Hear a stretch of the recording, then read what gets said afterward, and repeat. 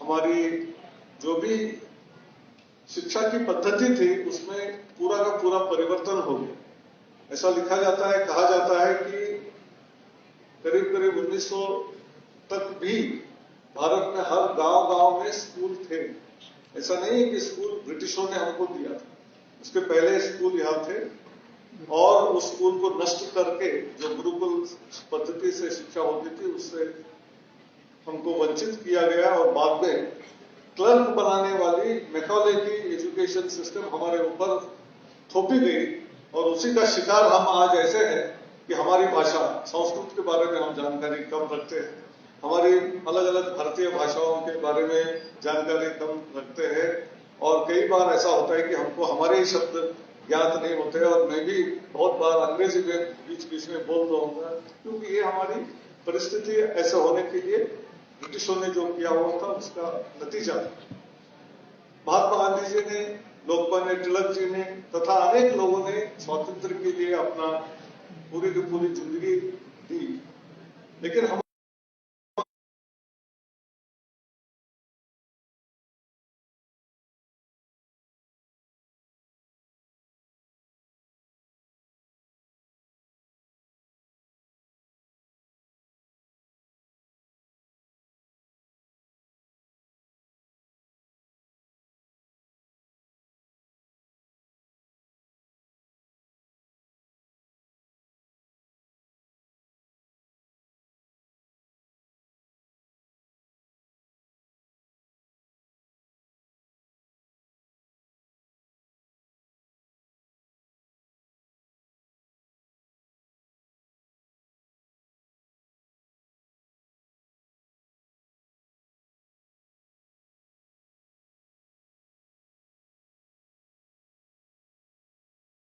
राय जी विदेश से जब बाहर यहाँ भारत आपकी शादी मुझे नहीं थी, मैंने जो असहकार आंदोलन महात्मा गांधी जी के नाम से जानते हैं उसका पहला असहकार तो प्रफुल्ल चंद्र रे ने अपनी सैलरी न लेते हुए किया हुआ था।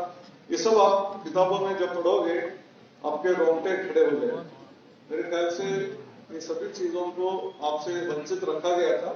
आजादी के बाद 75 साल तक भी हमको हमारी किताबों में ये सब परिवर्तन अभी तक नहीं किया है, तो मेरे ख्याल से इसका परिवर्तन कार्य भी अभी चालू है। अगले 2-3 साल में हमको जो नई किताबें मिलेगी उसमें आपको ये सारी चीजें पता चल जाएगी। आज एक महत्वपूर्ण इस सभागार में एक विशेष कार्यक्रम है, पर्यावरण जो पर्यावरण जो उसके बारे में जानकारी रखते हुए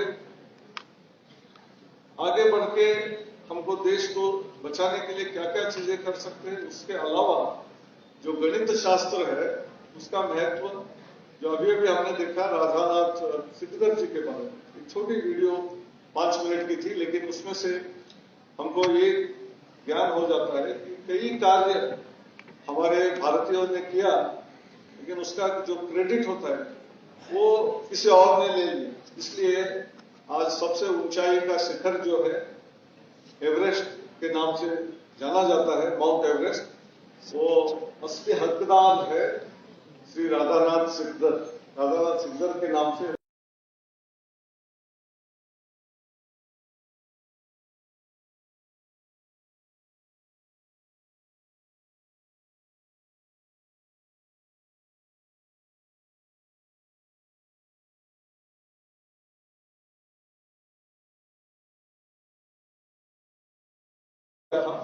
लेकिन हमको उसको शिखर का नाम लेना चाहिए और भारत को, हमारे राष्ट्र को उसी शिखर पर, उतने शिखर पर पहुंचाने के लिए हमको विज्ञान का सहारा लेना चाहिए। इसीलिए विज्ञान भारती का जो शुरुआत में हमने सुना कि विज्ञान भारती की शुरुआत क्यों हुई।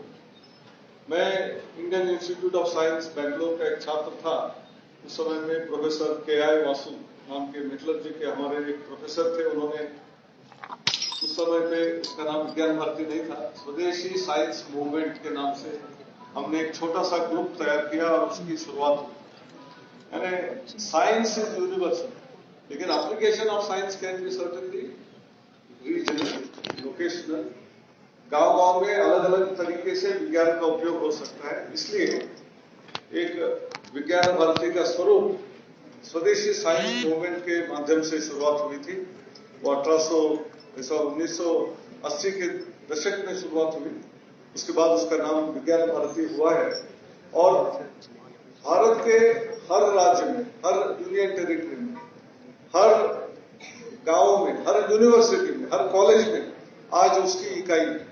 इसका मतलब धीरे धीरे बढ़ते बढ़ते हम सब जगह में पहुंचे जरूर है, लेकिन विज्ञान भारती के कार्यकर्ता के नाते हमको कोई जिम्मेदारियां हैं और कैसे उसको निभाना चाहिए उसके बारे में कुछ चीजें मैं अभी यहां बोलना चाहता हूं।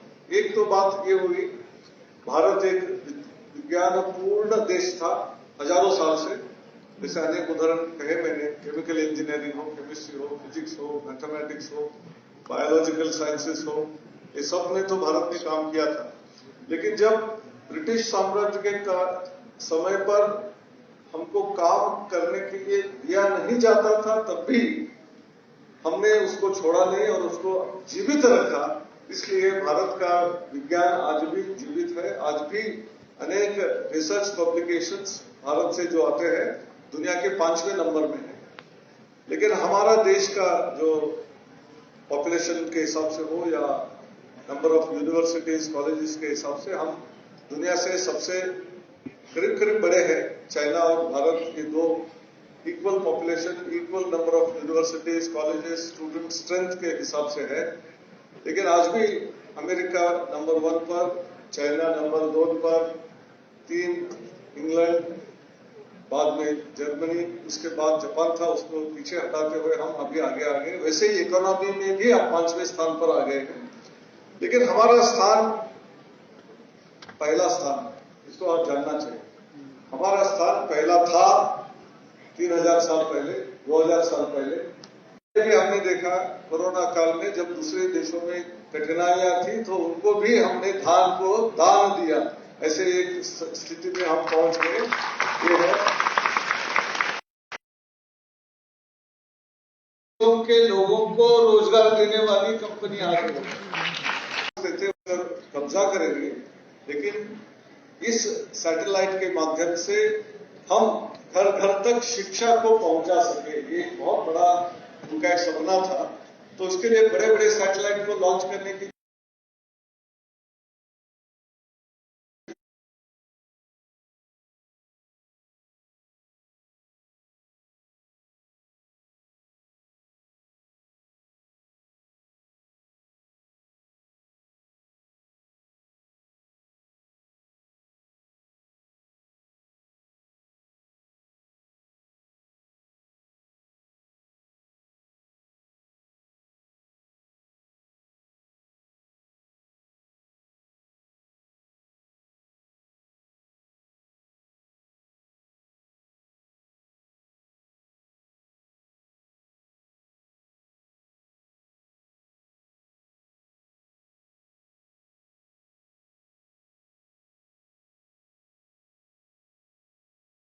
Smart India equipment